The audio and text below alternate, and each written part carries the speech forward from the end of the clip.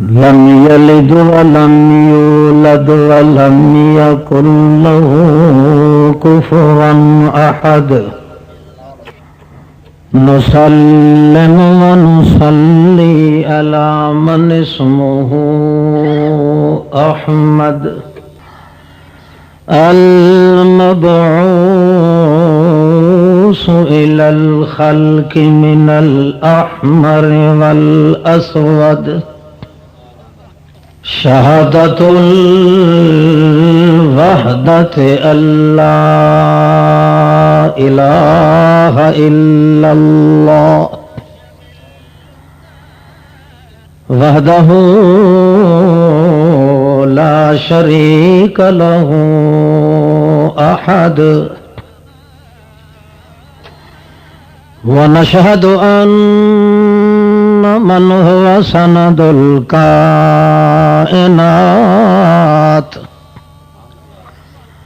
اسمة ساد الورى إماما أعظم الأئمة والأخلة والأحبة محمود المقام لم يسبق إليها أحد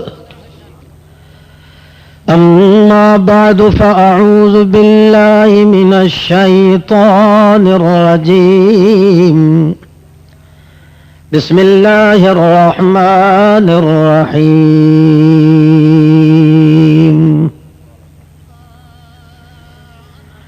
من جاهد فينا لنهدينهم سبلنا سبحان ربك رب العزة عما يصفون وسلام على المرسلين والحمد لله رب العالمين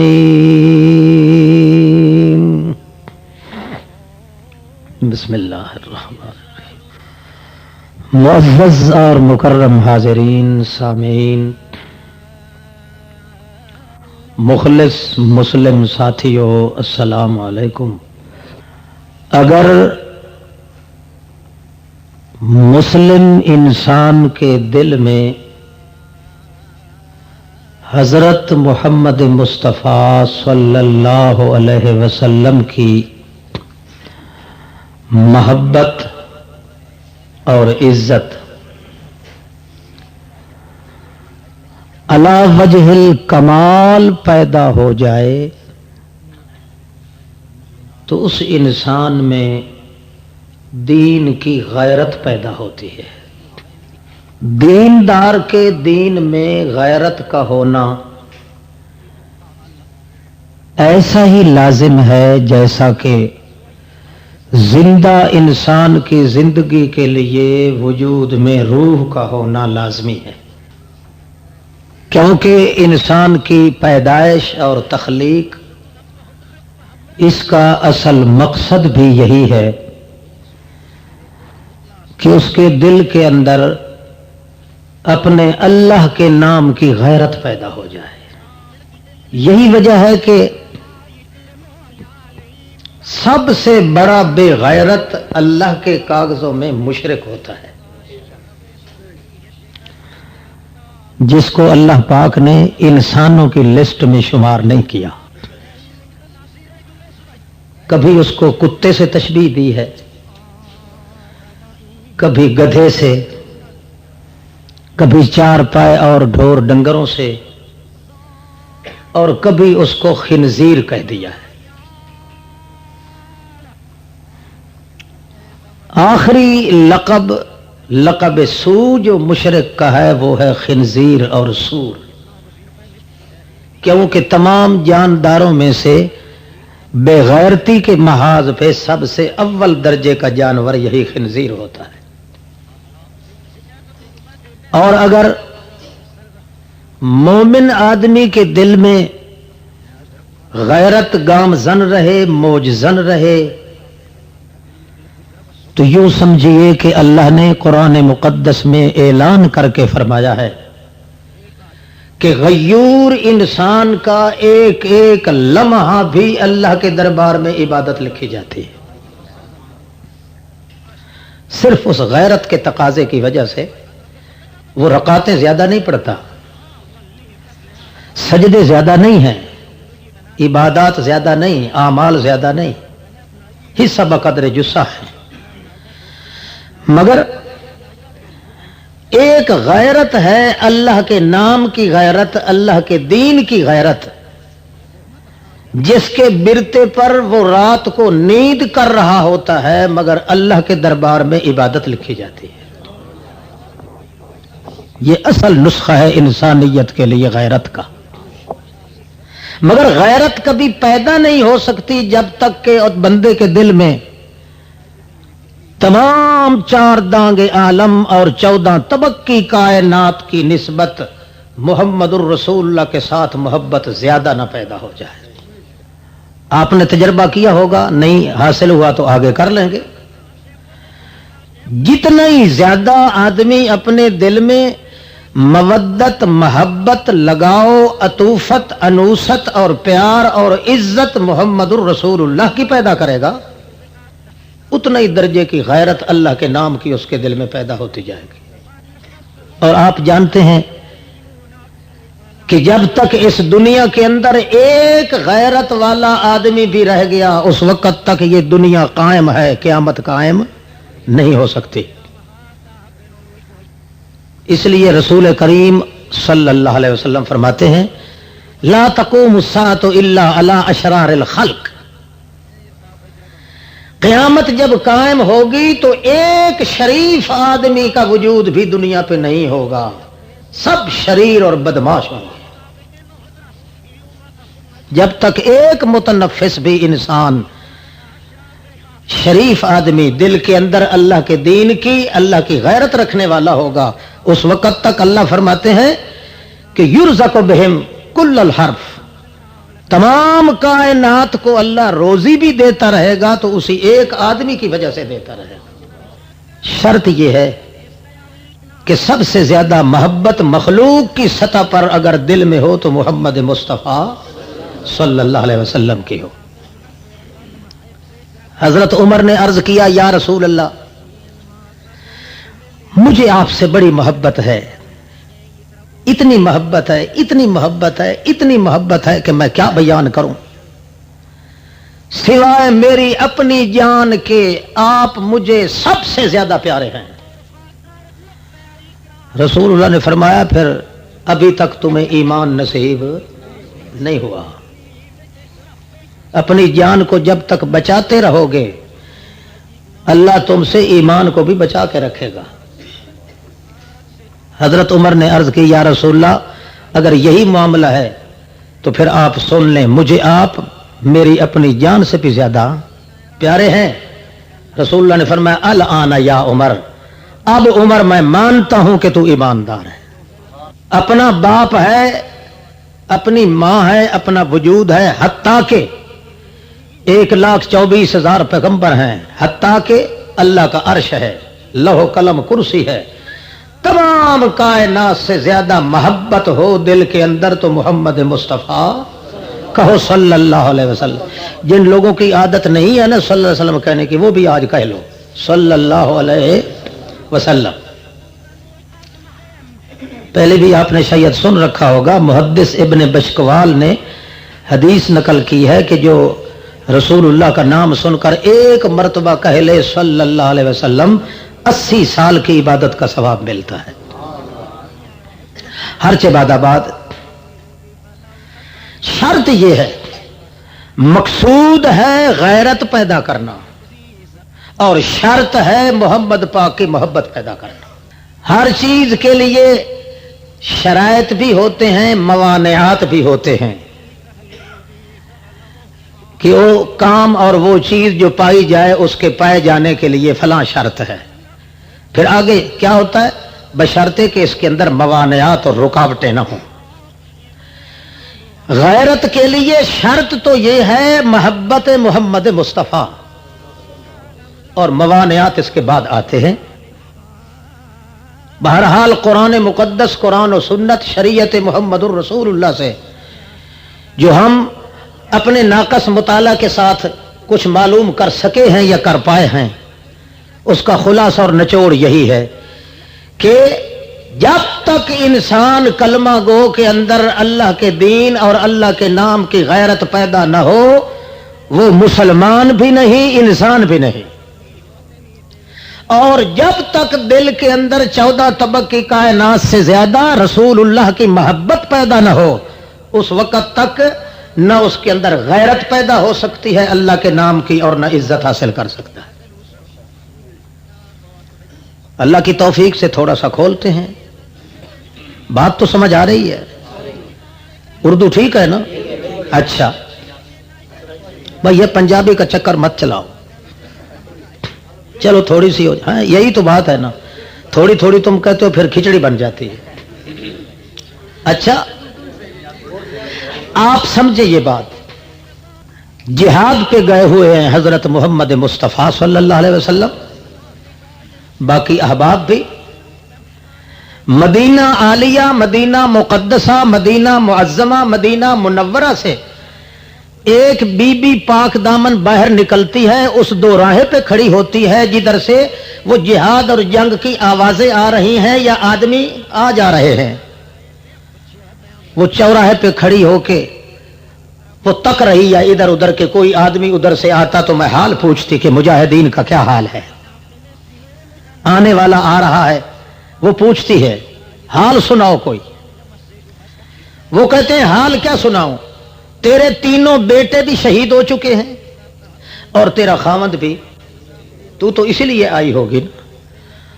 اس نے کہا مجھے اللہ کی قسم ہے سارے مر جائیں، میں اس کے لیے پوچھنے کے لیے نہیں آئی، میں تو یہ آئی ہوں کہ مجھے بتا میرے محمد مصطفیٰ کا بال تو ٹھیک ہے نا.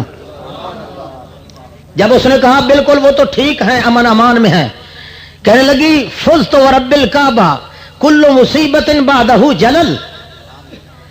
14 طبق کی کائنات کے مصائب میرے سر پہ انڈیل پیے جائیں اور پل پڑ جائیں، مجھے اللہ ان دیکھے کی قسم ہے مجھے بالکل ایک جھپکے کے برابر بھی پرواہ نہیں ہے. اگر محمد مصطفیٰ کا وجود صحیح سالم ہے، ساری کائنات اجڑ جائے تو بھی مجھے کوئی پرواہ نہیں. اصل وجہ یہ تھی کہ جس دین کی غیرت بندے کے اندر ہونا لازمی ہے، اس دین کی تعلیم دینے والا محمد مصطفیٰ تھا. اس لیے محمد الرسول اللہ کی محبت کے اندر اگر ایک چونٹی کے سر کے برابر بھی کمی آ جاتی تو وہ لوگ سمجھتے تھے ہمارے دین کی غیرت ختم ہو رہی ہے.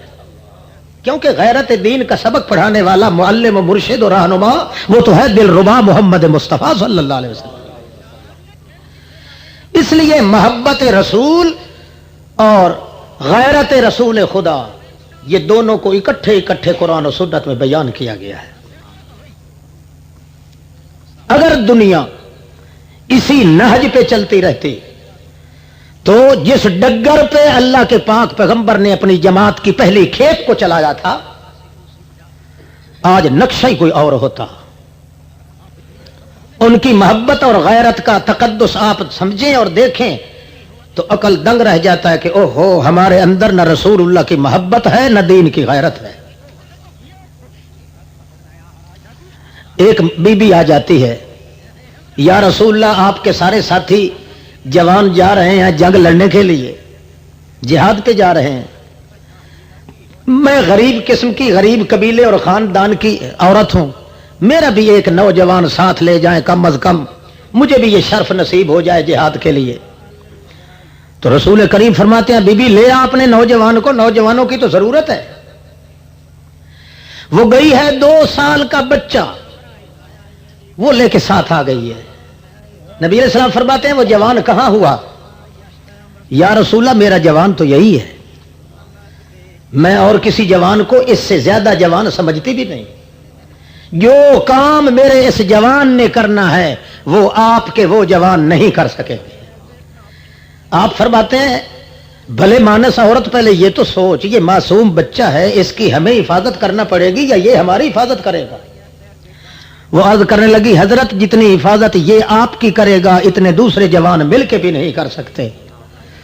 रो भी साथ रही है कि कहीं नबी करीम मुझे ठुकरा न दे, रोती भी साथ है और ये साथ साथ गाय भी जाती है कि मेरे जवान को जरूर ले जाएं।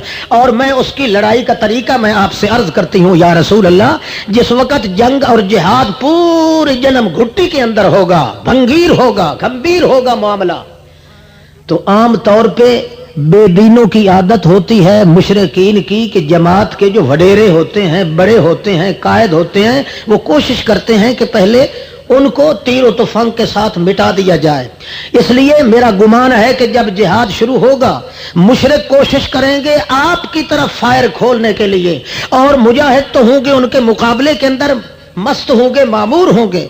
मैं चाहती हूं कि जहां आप बैठे हों वहां मेरे बच्चे को इसकी बाहों के अंदर रस्सी डाल के, पैरों के अंदर डाल के आपके सामने लटका दिया जाए, ताकि कोई जालिम तीर मारे तो मेरे बच्चे के पार जाए, आपके वजूद पे जख्म ना आ जाए। रसूलुल्लाह सल्लल्लाहु अलैहि वसल्लम ने एक जुमला फरमाया था उस माई के लिए, मगर वो हम जैसे बदनसीबों को कहां वो नसीब हो सकता है। जब तक अल्लाह के पाक पैगंबर सल्लल्लाहु अलैहि वसल्लम की मोहब्बत कूट कूट के न भर दी जाए, हत्ता कि एक बाल के 99 हिस्से के बराबर भी उसके अंदर फतूर पैदा न हो, कोई ऐसा वक्त आ जाए जहां माँ बाप, दोस्त, उस्ताद, पीर और मुर्शिद, सब मुअल्लिम, सब रुहबान अहबार, सब सदर गवर्नर, सब वजीर और मुशीर, सब अमीर और कबीर छोड़ने पड़े, तो आदमी को सोचना ना पड़े, बगैर सोच के वो कहे कि ये सौदा तो मुझे अल्लाह ने बड़ी मुश्किल के साथ दिया है, 14 तबक को तो ठुकरा सकता हूं मगर दिल के अंदर जमाल मोहम्मद के अंदर रखना कभी नहीं पैदा होने दो। वो कहे कि जो जान मांगो तो जान देंगे, माल मांगो तो माल देंगे, मगर ये हमसे न हो सकेगा, मोहम्मद का जाहो जलाल देंगे। जब तक ऐसी मोहब्बत पैदा न हो, अल्लाह खूब जानते हैं और बहुत सबसे ज्यादा अच्छा जानते हैं कि आदमी के दिल के अंदर दीन की गैरत पैदा नहीं हो सकती, और जब दीन की गैरत नहीं होगी तो अल्लाह के कागजों में वो इंसान नहीं होगा। फिर वो वादे जो अल्लाह ने कुरान मुकद्दस में फरमाए हैं मोमिनों के लिए, उन तमाम नेअमाए मुतरक्किबा और गैर मुतरक्किबा, अल्लाह के तमाम इनामों से वो महरूम हो जाएगा।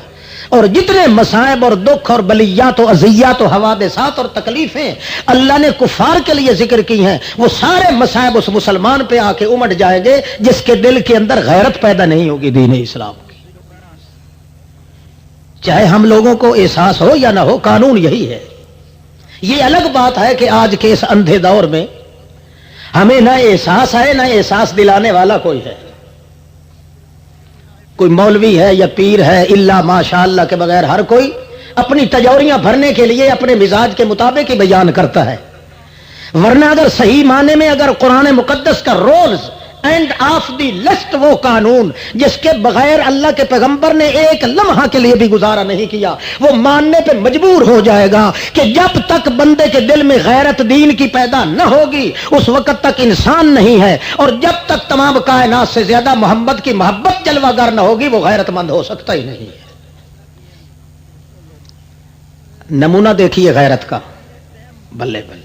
अब्दुल्ला इब्ने उबई इब्ने सलूल एक मुनाफिक मशहूर आदमी है, वो नमाजें भी पढ़ता है रसूलुल्लाह सल्लल्लाहु अलैहि वसल्लम के पीछे, रोजे शोजे भी अदा करता है, हज वज भी करता है और गज वज भी करता है, सब कुछ कर रहा है, मगर अंदर अंदर से वो जड़ें काटने के अंदर लगा हुआ है। मुनाफिक जो था, एक जंग के मौके पे अपनी अलग दुबड़ी बना के, एक टोली बना के अकेले बैठ के उसने कहा, यार मोहम्मद ने हमें जलील कर दिया है, कहीं का नहीं छोड़ा, इसलिए आज बिल्कुल हमारा मंसूबा तय हो गया कि जब यहां जंग से फारिग होंगे ना, पहले पहले मदीने के सदर दरवाजे पे जाके पहुंच जाएंगे, तलवारें लेकर खड़े हो जाएंगे और इस मोहम्मद जलील को, लफ्ज यही बोले, जलील को हम कभी मदीना के अंदर दाखिल। ईमान से बताओ अब मुसलमानों को गैरत होनी चाहिए थी कि नहीं? क्यों? عزت کا مسئلہ تو توحید ہے، توحید والی عزت میں غیرت کا سبق دینے والے تو محمد الرسول اللہ ہے۔ اب اگر اتنی بات برداشت کرنے کے باوجود بھی کوئی مسلمان ہے تو اس سے بڑا دلہ اور بے غیرت کون ہوگا؟ عبداللہ ابن ابی ابن سلول کا یہ لفظ صحابی نے سن پایا، سننے کے بعد اس نے دوسرے کو بتایا، تیسرے کو بتایا، حتیٰ کہ رسول اللہ تک بات پہنچ گئی۔ اللہ کے پاک رسول جب نام آئے تو میرے حصے کا بھی کہہ لیا کرو صلی اللہ علیہ وسلم۔ رسول کریم صلی اللہ علیہ وسلم سوچ میں پڑے ہوئے تھے، یہاں تک کہ اس عبداللہ ابن ابی ابن سلول کا لڑکا، اس کا نام بھی عبداللہ تھا، وہ محمد الرسول اللہ کے جان نثار صحابہ کرام میں سے تھا۔ اس کے کانوں پہ یہ بات آ پڑی کہ میرے ذلیل باپ نے یہ لفظ کہے ہیں۔ وہ دوڑ کے آیا اور آ کے کہنے لگا، یا رسول اللہ انی سمعت، میں نے یہ سنا ہے، میں نے یہ سنا ہے کہ ان الذلیلا، ایک ذلیل نے، نام باپ کا نہیں لیا، ایک ذلیل نے آپ کو ان لفظوں سے تعبیر کیا ہے۔ حالانکہ ہمیں پتہ ہے ہمیں عزت ملی ہے تو آپ کی وجہ سے، غیرت ملی ہے تو آپ کی وجہ سے، محبت ملی ہے تو آپ کی وجہ سے، مگر یہ سب کچھ کیے کرائے پہ پانی پھیر دیا گیا ہے۔ اس نے ذلیل آدمی نے کہہ دیا ہے محمد کریم کو ان الفاظ کے ساتھ۔ نبی کریم نے فرمایا میں نے سن لیے ہیں، مجھے بھی خبر پہنچ گئی ہے، اب تو کیوں آیا ہے عبداللہ بیٹے؟ وہ کہتا ہے حضرت جی اتنا بڑا لفظ کہنے والا آدمی وہ تو واجب القتل ہے، ضرور آپ اس کے قتل کا فیصلہ فرمائیں گے، مگر میں اس لیے آ جاؤں میرے اللہ کے پاک پیغمبر، اگر اس ذلیل کے قتل کرنے کا حکم دیا جائے تو مجھ غریب، میں قتل کرنے والا سب سے پہلے ہوں، میرے بغیر اور کسی کو نہ کہنا، تاکہ پتہ چل جائے محمد کی عزت کے لیے اپنے باپ کو بھی قتل کرنا تو فرض ہے، مگر محمد الرسول اللہ کی عزت پہ داغ آ جانے کی اجازت نہیں۔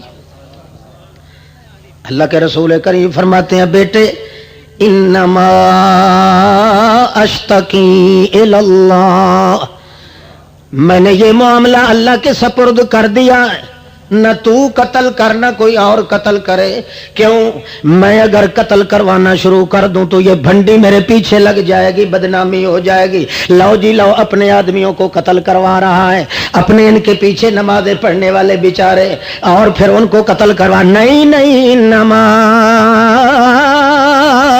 اشتکی الی اللہ، میں درخواست اپنے اللہ کے دربار میں دے رہا ہوں، اے میرے بھائی میرے عزیز تم قتل کرنے کا خیال بھی نہ کرو، اللہ کے معاملہ سپرد ہے، مگر ٹھنڈی آگ ابھی تک نہیں ہوئی عبداللہ کے بیٹے عبداللہ کی، جب ہی جنگ سرد ہوتی ہے، اس کے باپ نے تو بعد میں چلنا تھا، دونوں ہاتھوں میں تلواریں لے کے اکیلا دوڑتا دوڑتا مدینہ عالیہ کے صدر دروازے پہ آ کے کھڑا ہو گیا ہے۔ تھوڑی دیر کے بعد اس کے باپ کی وہ موذی ٹولی بھی آ گئی اور انہیں کہنے لگا ہٹ جاؤ پیچھے ذلیلو، خبردار مت کے مدینہ پاک مدینہ عالیہ میں داخل ہو۔ او ذلیلوں کے باپ میرے باپ، کون ہوتا ہے تو مدینے میں داخل ہونے والا؟ آج میری جان تو ٹوٹے ٹوٹے ہو جائے گی، مگر محمد پاک کو ذلیل کہنے والا ذلیل کبھی مدینہ میں داخل نہیں ہو سکے۔ اتنے میں اللہ کے پاک رسول بھی آ جاتے ہیں، دیکھیں تو تیور بدلے ہوئے، لالہ زار رخساروں پہ خون ٹپک رہا ہے، چہرہ عبداللہ پہ آنکھیں پتھرا چکی ہیں، غیرت تقدس کی بنا پہ اللہ کے پاک پیغمبر فرماتے ہیں کیا بات ہے عبداللہ؟ جواب دیتے ہیں حضرت بات تو یہی ہے کہ اس ذلیل کو میں آج قطعاً مدینے میں داخل نہیں ہونے دوں گا۔ وہ دوڑ کے محمد الرسول اللہ کے پاؤں پہ گر گیا۔ کون؟ ابن ابی ابن سلول۔ دنیا نے دیکھ لیا کہ ذلیل وہ ہے جڑا پاؤں پہ گر رہا ہے، وہ نہیں ذلیل جس کے قدموں پہ کو گرنے والا۔ اللہ اللہ اللہ کے پاک پیغمبر نے فرمایا عبداللہ چھوڑ دو. عبداللہ کہتا ہے حضرت میں معاف تو نہیں کروں گا. نبی کریم فرماتے ہیں معاف میں بھی نہیں کروں گا, اللہ بھی نہیں کرے گا, تو بھی معاف نہ کر, پر سرے دست چھوڑ دو, جانے دو ان کو. ایمان سے بتائیے آج دنیا میں یا اس ملک میں محمد الرسول اللہ کی عزت کے دام دام کر کے کتوں کی طرح لوگ کاٹ رہے ہیں, نہیں کاٹ رہے؟ کون سا وہ مسلمان ہے جس کے دل میں یہ غیرت پیدا ہو کہ میں محمد مصطفیٰ کی محبت اور دام عزت کے خلاف کرنے والے سے بائی کاٹ کروں, اس سے انٹرنیشنل بائی کاٹ کروں, آن ون دی لزڈ وسٹ کر کے اس کے مقابلے میں رہوں, تاکہ اللہ کے دربار میں یہ بات ہو جائے کہ واقعی یہ آدمی ہے تو غریب, مگر میرے محمد کی محبوبیت کا تقدس اتنا اس کے دل کے اندر مریضہ ہو رہا ہے کہ اپنی جان تو جوکھوں میں ڈال رہا ہے, مگر میرے دشمنوں کے ساتھ اس کا تعلق پیدا نہیں ہو سکتا. یہی چیز تو آج ہمیں ذلیل کر رہی ہے. جتنے دکھ اور مصائب تھے کفار کے مقدر میں تھے, قرآن نے ذکر کیے تھے, آج سارے دکھ ہم پہ ہیں کہ نہیں ہیں؟ بولو بولو, کبھی تو سچ بول لیا کرو, ہیں کہ نہیں؟ جتنے انعام اللہ نے مسلمانوں کے لیے کیا تھا وعدہ, وہ سارے انعام آج کافروں کے گھر چلے گئے ہیں. اور جتنی مصیبتیں, بھوک, افلاس, ڈر, خوف, عیاشی, بدماشی, مکاری, جھوٹ, سود خوری, ہر ایک بدکاری کا سرا جو ہے آج مسلمانوں کے سر میں ہے. دنیا میں کوئی کافر آپ کو روتا نظر نہیں آئے گا, روتا نظر آئے گا تو مسلمان نظر آئے گا. صرف یہ بدماشی ہے دین کے ان ذمہ داروں کی جنہوں نے قوم کے سامنے وہ صحیح دین پیش نہیں کیا, جنہوں نے یہ بات نہیں بتلائی کہ سارے دین کا تقدس جو ہے تو محمد پاک کی محبت میں ہے, اور محبت کا نتیجہ جو ہے وہ اللہ کے دین کی غیرت کے اندر ہے. مثال سنیں آپ, پھر تھوڑی دیر کے بعد کچھ قرآن پڑھنے کی توفیق انشاءاللہ ہوگی. تھک تو نہیں رہے؟ ایک یہودی اور ایک مسلمان, آپ کی مثال اور میری مثال اسلام میں وہ اسی مسلمان کی ہے جس کا مقابلہ یہودی سے لگ گیا تھا. یہودی کے کچھ پیسے دینے تھے اس مسلمان نے, اور وہ بھی مسلمان بھی کلمہ گو تھا. اس نے کہا بھائی تیرے ذمے پیسے ہیں, واجب الادا ہے, کیوں نہیں کرتا؟ مسلمان نے کہا چل الو کا پٹھا, کوئی پیسے ویسے نہیں ہے.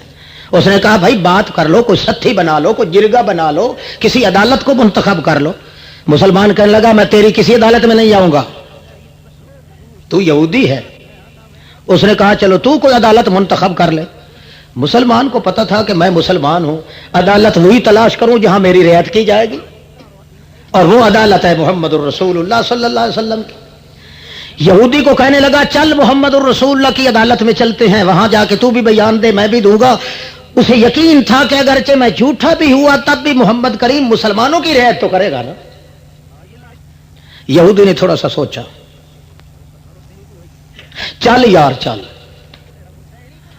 اس نے جاتے ہوئے کہا بات یہ ہے کہ چل تو رہے ہیں, جا تو رہے ہیں, بھلا یہ بتا کہ تو تھوڑا دیر کے لیے سوچ میں کیوں پڑ گیا تھا؟ وہ کہنے لگا میں سوچ میں اس لیے پڑا تھا کہ میں نے یوں مراقبہ کر کے نہ جھانک کے اپنی تورات کی طرف نظر دوڑائی ہے. تورات میں مجھے وہ آیت معلوم ہو گئی ہے کہ جو پیغمبر آخر دنیا کے آخر ظہور کرنے والا ہے, ساری دنیا تو جھوٹ بول سکتی ہے مگر اس کی زبان سے جھوٹ نہیں نکلے گا. مجھے اس پہ یقین آ گیا, پھر بھی میں نے اپنی کتاب پہ یقین کرتے ہوئے تیرے انتخاب کو پسند کر لیا ہے. میں نے اس لیے سوچا تھا کہ گرچہ ہم مانتے نہیں ہیں اس پیغمبر کو, ہم ہیں مخالف, مگر ہماری کتاب نے جو کچھ کہا ہے وہ 16 نے سچ کہا ہے. گئے, بیان ہو لیے. بیان سننے سنانے کے بعد نبی کریم نے فرمایا او مسلمان تجھ پہ واجب الادا یہودی کے پیسے دے دے, تیرے ذمہ ہے. واپس ہٹے نا تو مسلمان اس طرح کرتا تھا. یہودی کہنے لگا کیوں خیر ہے, عدالت تمہاری, فیصلہ تمہارا, پیغمبر تمہارا, اور تو پریشان کیوں ہو گیا ہے؟ وہ کہنے لگا جناب اس لیے پریشان ہوں, اور تو کوئی پریشانی کی بات نہیں, بات اصل یہ ہے کہ محمد الرسول اللہ بڑے مشغول رہتے ہیں سارا دن, کوئی کہیں سے آ کے بات کرتا ہے، کوئی کہیں سے، کوئی کسی کا مقدمہ کبھی چل رہا ہے، کبھی کسی کا. معلوم ہوتا ہے کہ آپ صلی اللہ علیہ وسلم بیانات سن سن کے فیصلہ کر کر کے تھکے ماندے ہوئے تھے. اچھی طرح دماغ مقدس میں میرے بیانات نہیں آ سکے، اس لیے فیصلہ کوئی اچھا طریقے سے نہیں ہوا. قصور آپ کا بھی نہیں ہے، کیونکہ آپ کے اندر تھکاوٹ تھی اور مزاج مقدس کے اندر جو ہے وہ کچھ علالت سی معلوم ہوتی تھی. اس لیے وہ یہودی کہنے لگا اب کیا کرنا چاہیے؟ کہنے لگا اب یہ کرنا چاہیے حضرت عمر کے پاس چلتے ہیں، وہ بڑا چوکنا اور بخت بیدار آدمی ہے، متیقظ آدمی ہے، متسید آدمی ہے، وہ ہمیشہ ہوشیار رہتا ہے، اس کی عدالت میں چلتے ہیں. اس نے کہا بھائی دیکھ لے تیرے پیغمبر نے فیصلہ کیا ہے، رسول اللہ تمہارے رسول کے فیصلے کے بعد بھی کسی عدالت کی ضرورت ہے تو چل. وہ کہنے لگا چل. تو حضرت عمر کا دروازہ کھٹکھٹایا، اندر سے نکلے، کیسے آئے ہو، قصہ سنایا. حضرت عمر نے فرمایا اب کیا چاہتے ہو؟ آخر جی کچھ بیانات دینا چاہتے ہیں، فیصلہ لیتے ہیں. حضرت نے فرمایا اچھا میں اندر سے ہو کے آتا ہوں. آئے اور تلوار ہاتھ میں لے کر اور پہلا ہی وار کیا، گردن اڑا دی. کہنے لگے جو محمد پاک کے فیصلے کو اس طرح دوسری طرف لے جاتا ہے، عمر اس طرح فیصلہ کرے گا اور کوئی صورت نہیں. آج کتنے ہزاروں فیصلے ہیں جو اللہ کے رسول نے قرآن مقدس میں صاف صاف بیان کر دیے ہیں، اور کتنے ہزاروں فیصلے ہیں جو آج کا مولوی پیر اور آج کے چھوٹے بڑے ٹھکرا ٹھکرا کے تھک چکے ہیں. اتنے ان کے سر کے اندر بال نہیں ہے جتنا کہ ٹھکرا چکے ہیں محمد کریم کی عزت کو. اب بھی اگر یہ مسلمان ہے تو کافر کس چیز کا نام ہوتا ہے؟ اللہ کے رسول کے فیصلے نہیں ٹھکرائے ہم نے؟ بولو ٹھکرائے ہیں. اللہ کے رسول کو اللہ نے نہیں فرمایا تھا کذالک جعلنا لکل نبی عدوا شیاطین الجن والانس؟ اے میرے پیغمبر میں نے ہر نبی کے دشمن دو بنائے ہیں، ان کا نام شیطان ہے. ان کا نام جنات میں سے بھی اور انسانوں میں سے. انسان بھی جو شرک کرتے ہیں وہ شیطان ہے. جنات بھی کون ہے؟ بولو. شیطان کے نام سے ڈرتے تو نہیں ہو؟ وہ تو پرانا واقف ہے آپ کا. کذالک جعلنا لکل نبی عدوا شیاطین الجن والانس. یوں ہی میرا طریقہ چلا آ رہا ہے میرے پاک پیغمبر. میں نے ہر نبی کے مقابلے میں جنوں میں سے بھی شیطان کھڑے کیے، انسانوں میں سے بھی شیطان. یہ ٹھیک کہا؟ یعنی مشرک کو اللہ نے کیا کہا ہے؟ بولو. اچھا تم بتاؤ شیطان کے ساتھ جو رشتہ داری کرے وہ انسان ہوگا؟ کون ہوگا؟ بولو نا اونچی آواز سے. اور جو شیطان کی ذبیحہ کھائے گا وہ کون ہوگا؟ بات سمجھ رہے ہو کہ نہیں؟ کذالک جعلنا لکل نبی عدوا شیاطین الجن والانس. جنات اور شیاطین، انسان اور شیاطین ایک برابر ہیں. جس طرح شیطان کے ساتھ رشتہ داری جائز نہیں، مشرک کے ساتھ بھی رشتہ داری جائز نہیں. شیطان سے پیار کرنے کی اجازت نہیں، مشرک سے بھی. بولو.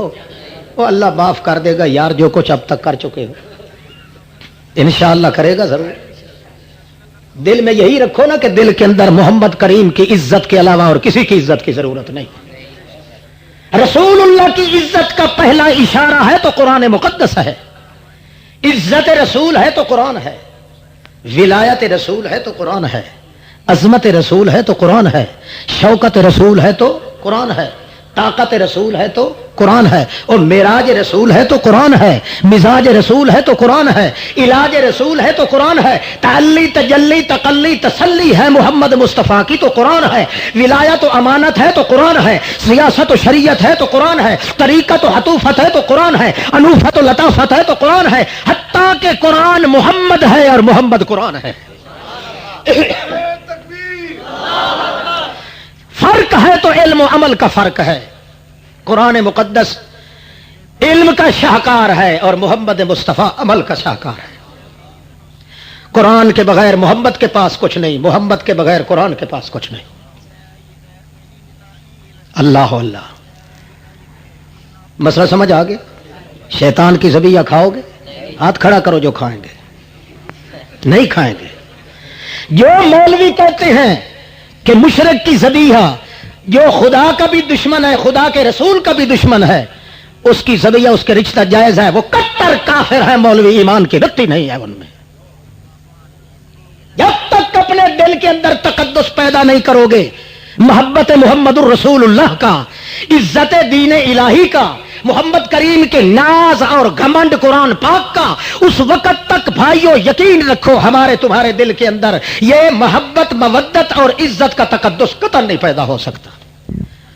اللہ کے دین کے دشمن کے ساتھ انٹرنیشنل بائیکاٹ کرنا پڑے گی۔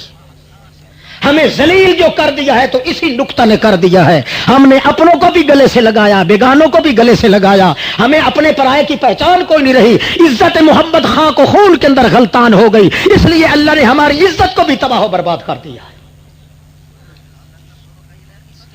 سمجھ رہے ہو؟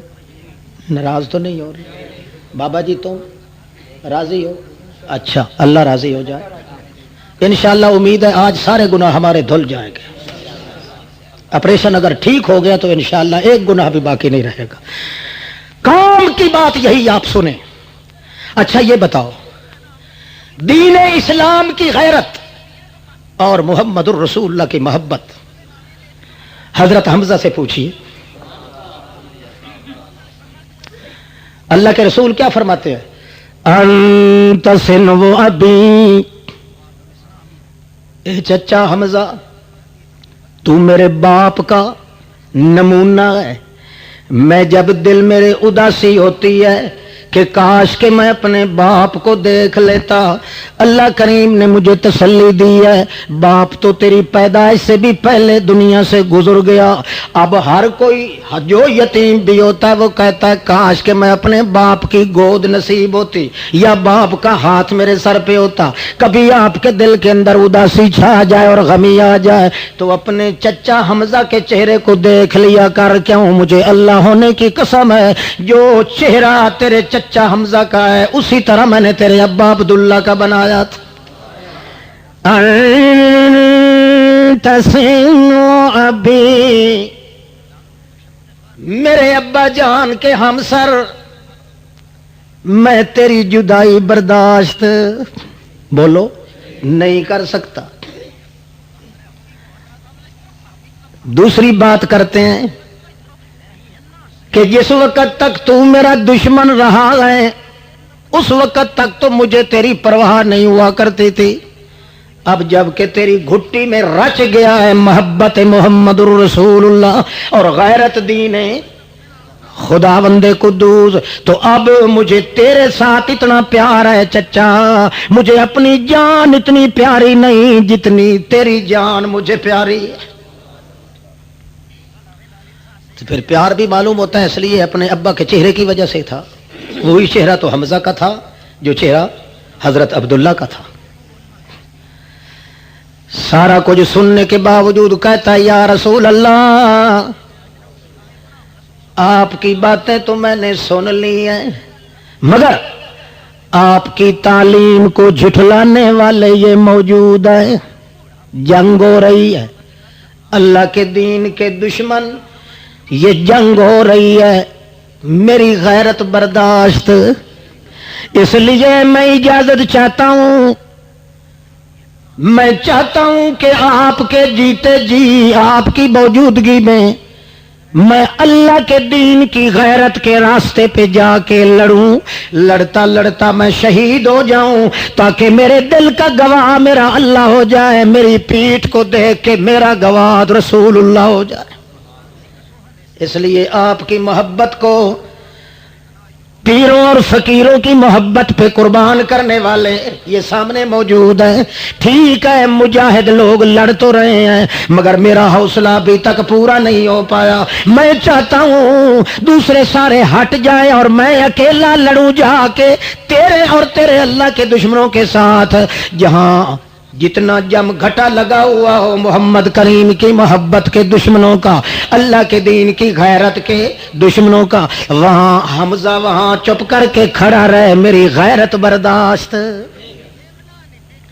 نبی علیہ السلام پھر فرماتے ہیں ٹھہر جا، یہاں ہاتھ رکھ کے دونوں کندھوں پہ کہتے ہیں ذرا میری طرف دیکھ حمزہ چچا۔ جب آنکھ میں آنکھ ڈالتے ہیں تو حضرت حمزہ کی آنکھ نیچے گر جاتی ہے، نبی کریم اس کا ماتھا چوم لیتے ہیں، کہتے ہیں چچا جی میں تیری جدائی اور ہجر فراق برداشت نہیں کرتا، اکیلے جو کھڑے ہیں یہاں میدان جہاد میں، ابھی تک تم مجاہد لڑ رہے ہیں، اگر میری اور تیری بھی ضرورت پڑ گئی تو دونوں چلے جائیں گے جہاد میں، ابھی تک تو جہاد شروع ہے، جنگ شروع ہے، گھمسان کی جنگ شروع ہے، تو صبر کر کے مہلن یا حمزہ، ٹھہرا رہے حمزہ، ابھی تک تمہیں جلدی کرنے کی ضرورت نہیں۔ مگر حضرت حمزہ بے قرار ہے، کبھی آگے چلتا ہے کبھی پیچھے چلتا ہے، کبھی دائیں آتا ہے کبھی بائیں آتا ہے، ہر لحاظ سے آ کے پھر نبی کریم کی طرف بالکل محروم آنکھوں کے نور سے دیکھتا ہے۔ نبی کریم بھی معلوم کر گیا ہے کہ یہ بیچارہ بالکل بیچارہ ہو چکا ہے، مجبور ہے، لاغر ہو رہا ہے، یہ مست ہو چکا ہے میری محبت میں، اللہ کے دین کی غیرت کے اندر یہ بے بس ہے، بیچارہ ہے، مگر کیا کروں، میرا دل جو نہیں کہتا کہ اپنے چچا حمزہ کو اپنے سے جدا کروں، اس لیے اللہ کے پیغمبر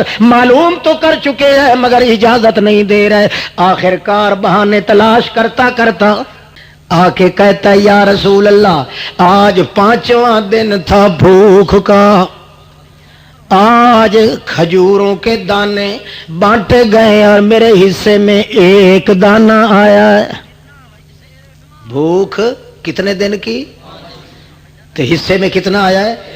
ایک دانہ۔ نبی علیہ السلام نے فرمایا اچھا یار چلو تیرے حصے میں ایک تو آ گیا ہے، میرے حصے میں ایک بھی نہیں آیا، 11واں دن ہے مجھے بھوکے پیٹ رہتے ہو۔ اچھا کہنے لگا جی میں ایک مسئلہ پوچھتا ہوں یا رسول اللہ آپ بتائیں، ارشاد فرمائیں بہشت یہاں سے کتنے دور ہے؟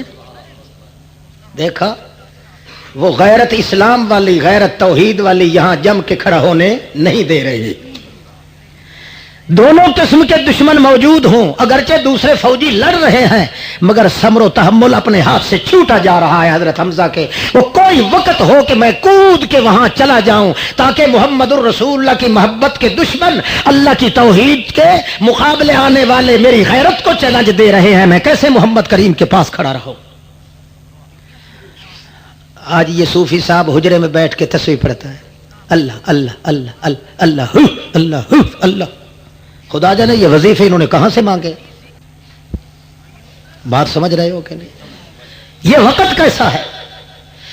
دین رسول اللہ کو کاٹنے والے کتنے درندے آج موجود ہیں، اللہ کی توحید کے خلاف کرنے والے کتنے ڈنگر آج موجود ہیں، رسول اللہ کی محبت کے جال کو ایک ایک ٹک کر کے تباہ کرنے والے کتنے لوگ موجود ہیں، مگر کسی سے تیری بائی کاٹ نہیں، برادریاں ہیں، ان کے جنازے ہیں، ان کے ساتھ نمازیں ہیں، ان کے ساتھ رشتے ہیں۔ کیا اللہ کریم کے ساتھ گلی ڈنڈا کھیلنے کے لیے تو میں آئے تھے؟ جب تک دل کے اندر غیرت پیدا نہیں ہوتی، اور یہاں تو حضرت حمزہ محمد مصطفیٰ کا چچا بھی بے قرار ہو رہا ہے، حالانکہ مجاہد لڑ بھی رہے ہیں۔ آخرکار پوچھتا ہے حضرت جنت کتنی دور ہے؟ نبی کریم مسکرا کے فرماتے ہیں تحت ظل سیفک، تیری تلوار کے سائے کے نیچے بہشت موجود ہے۔ یا رسول اللہ بہت نزدیک ہے. ماشاء اللہ ماشاء اللہ.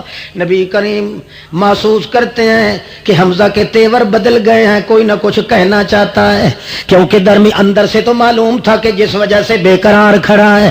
اللہ کے پاک پیغمبر فرماتے ہیں کیوں پوچھا ہے تو نے؟ کہنے لگا جی میں نے اس لیے پوچھا ہے کہ پہلے پوچھ لوں کہ جنت کتنے فاصلے پہ ہے. آپ کہتے ہیں تحت ظل سیفک, تیری تلوار کے سائے کے نیچے ہے. اچھا مجھے سمجھ نہیں بھائی آئی بات یا رسول اللہ. آپ یہ فرمائیں یہ دانہ جو میرے حصے میں 5ویں 6ٹھے دن آیا ہے کھجور کا, اگر میں منہ میں ڈال کے کھانا بھی شروع کر دوں اور دوڑ پڑوں, آپ یہ فرمائیں بہشت پہلے آ جائے گی کہ دانہ پہلے ختم ہو جائے گا؟ نبی کریم نے فرمایا سچی بات تو یہ ہے کہ کھجور کا دانہ بھی تم کھا چکے نہیں ہو گے, بہشت پہلے آ جائے گی. تو اپنے منہ سے وہ دانہ نکال کے کہتا ہے یہ کسی اور مستحق کو دے دینا, میں پوری کی پوری کھجوریں بہشت میں جا کے کھاؤں گا.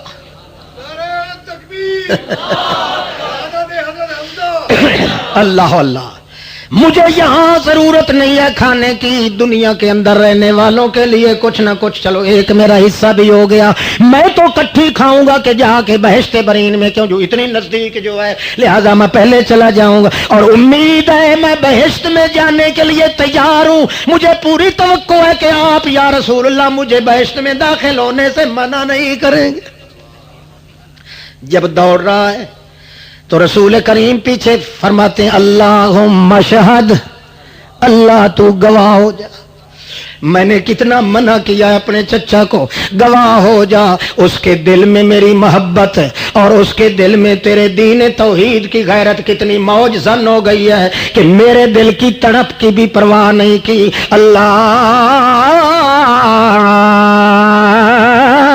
مشہد, اللہ گواہ ہو جا. اللہ کریم کے الفاظ محمد الرسول اللہ کے اللہ کریم کے دربار میں یوں پہنچتے ہیں جس طرح اللہ کریم نے فرمایا تھا شاہد اللہ انہ لا الہ الا ہو والملائکۃ واولو العلم قائما بالقسط انہ لا الہ الا هو العزیز الحکیم.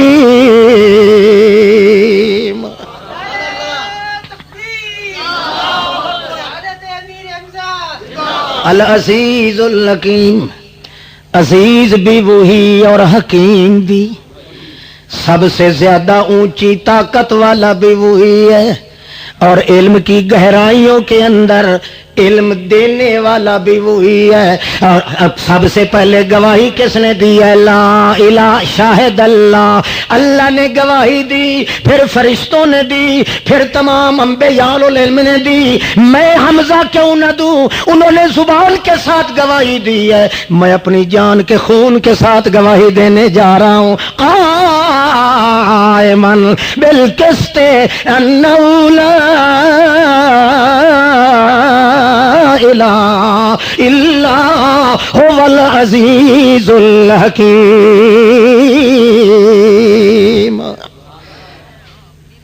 دوڑ پڑے ہیں.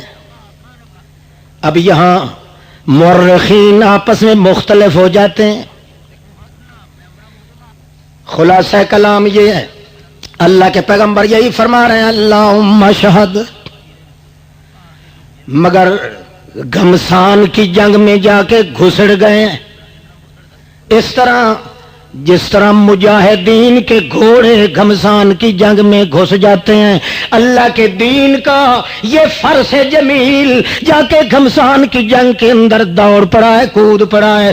جاتے ہوئے ایک وار کیا ہے, 15 کافروں کو فنار گئے ٹپا کے کھاندے. پھر شروع کر دیا ہے وار, ایک ایک دو دو کر کے قتل کرنا شروع کر دیے. بالآخر مشرک سوچتے ہیں کہ اکیلے وکیلے کا کام نہیں، اس طرح کرو تم تمام جم گھٹا کر کے اس پہ حملہ کرو تب یہ مارا جائے گا ورنہ نہیں. حتیٰ کہ بعض مورخین لکھتے ہیں، منذری نے تو لکھا ہے سمانی کی سلیمان ابن سامان کی روایت سے کہ 75 کافر کو قتل کیا حضرت حمزہ رضی اللہ تعالیٰ عنہ نے. پھر اتنوں سے زیادہ لوگ مل کے انہوں نے بالآخر یہاں تلوار لگی آپ کے، ایک کندھا لڑکھڑا گیا، ابھی کچھ چمڑا اڑا ہوا تھا، اسی کو چکر دے کے یوں مارا اور 3 کافر تو اس کے ساتھ بھی مارے گئے. آخرکار شہادت نصیب ہو گئی. شہادت نصیب ہونے کے بعد جنگ ختم ہوئی. سرد ہونے کے بعد اللہ کے پیغمبر فرماتے ہیں سب سے پہلے میرے چچا کی نعش مقدس تلاش کرو. مگر جب آتے ہیں پہچان نہیں آتی. مسلح شدہ وجود موجود ہے، حلیہ بگاڑ دیا ہے ظالموں نے، کیونکہ انہوں نے کہا تھا ہمارے بہت بڑے گبر کافر اس حمزہ نے قتل کیے ہیں. مرنے کے بعد بھی پھر انہوں نے نہیں چھوڑا، وجود پہ داغ لگانا شروع کر دیے. حالانکہ قانون یہ ہے کہ مرنے کے بعد تو غصہ ٹھنڈا ہو جاتا ہے، مگر انہوں نے اپنے دل کی بھڑاس نکالی تو حضرت حمزہ کی شہادت کے بعد حتیٰ کہ وجود مقدس کی پہچان بھی ختم ہو گئی. حتیٰ کہ نبی کریم نے فرمایا جاؤ میری پھوپھی صفیہ کو لے آؤ، آ کے اپنے بھائی کی وجود اور لاش سنبھالے اور پہچانے. مجھے تو پہچان کوئی نہیں آ رہی. اللہ چپ ہے، اللہ خاموش ہے. محمد الرسول اللہ لاش پہ کھڑے ہیں مگر پہچان ہے. پردوں کے پیچھے سے جاننے والا کون ہے؟ یہ کہتے ہیں ہمارے پیر کی بلیاں بھی جانتی ہیں کہ پس پردہ کیا ہو رہا ہے. اللہ کے رسول کے سامنے اپنے چچا مقدس کی لاش مقدس پڑی ہے مگر پہچان نہیں ہے. تھوڑی سی شکل یا حلیہ بدلا گیا ہے مگر حقیقت نہیں پہچان سکتے. زندہ آدمی زندہ رسول سامنے کھڑا ہے، صرف تبدیلی آئی ہے تو پہچان ختم ہو گئی ہے. پس پردہ پس دیوار پس پردہ دیکھنے سننے جاننے والی ذات کون ہے؟ نہ کوئی مردہ جانتا ہے، نہ کوئی زندہ جانتا ہے، نہ کوئی چھوٹا جانتا ہے، نہ کوئی بڑا جانتا ہے، نہ کوئی نبی جانتا ہے، نہ کوئی فرشتہ جانتا ہے. لا ملک مقرب ولا نبی مرسل ولا یطلع علی ضمائر القلب الا اللہ. سوائے اللہ کے اور کسی کو کیا پتا کہ پس پردہ کیا ہو رہا ہے کیا نہیں ہو رہا. اچھا حضرت صفیہ آ رہی ہے، دور سے دیکھا ہے نبی کریم صلی اللہ علیہ وسلم نے. فرماتے ہیں جاؤ جا کے علی جاؤ کہ میری پھوپھی صفیہ آ رہی ہے، ذرا اس کو صبر کی تلقین کرنا. اپنے بھائی کی لاش پہ آ کے کہیں صبر و تحمل کے پاؤں نہ اکھڑ جائیں. آدمی دوڑ رہا ہے مگر حضرت صفیہ کہتی ہیں بیٹا مجھے پتا ہے جس لیے تو آ رہا ہے، تجھے آنے کی ضرورت نہیں ہے. میرے لاکھ بھائی شہید ہو جائیں، دین محمد کی احترام اور عزت میرے دل میں اتنی ہے کہ میں اپنی زبان سے کوئی لفظ اونچا نکالنے کے لیے تیار نہیں. آ جاتی ہے. اللہ کے پیغمبر کیا فرماتے ہیں؟ الا یا ایھا الناس، او لوگو سن لو، لن سب میں مثل ہی ابدا. جب سے مجھے نبوت ملی ہے، جب سے مجھے رسالت ملی ہے، آج تک مجھے ایسی کبھی مصیبت نہیں آئی جتنی مصیبت آج میرے چچا کے شہید ہونے پر مجھے آ گئی ہے. لہذا سن لو، سید الشہداء حمزہ تو امی الی یوم القیامہ، قیامت تک کے لیے جتنے شہید بھی آئیں گے تمام شہیدوں کا سردار میرا چچا حمزہ رہے گا. مثال تو مجھے دینے کی ضرورت اس لیے پڑی تھی کہ جب تک دل کے اندر محبت محمد الرسول اللہ کی پیدا نہ ہو جائے اس وقت تک دین کی غیرت پیدا، اور دین کی غیرت پیدا ہو جائے تو پھر آدمی دین کی بد نظمی دیکھ کے، دین کی بربادی دیکھ کے کبھی چپ کر کے برداشت نہیں کر سکتا. یا اس کی جان رہے گی یا ایمان رہے گا. اللہ آپ کو بھی اور مجھے بھی صحیح راستے پہ چلنے کی توفیق عطا فرمائے. اتنے الفاظ میں نے دقت کے ساتھ پیش کیے ہیں اور اللہ انہی الفاظ کو قبول فرمائے. انشاءاللہ زندگی میں پھر ملیں گے جب کبھی موقع ملا. آخر دعوانا ان الحمدللہ رب العالمین. السلام علیکم.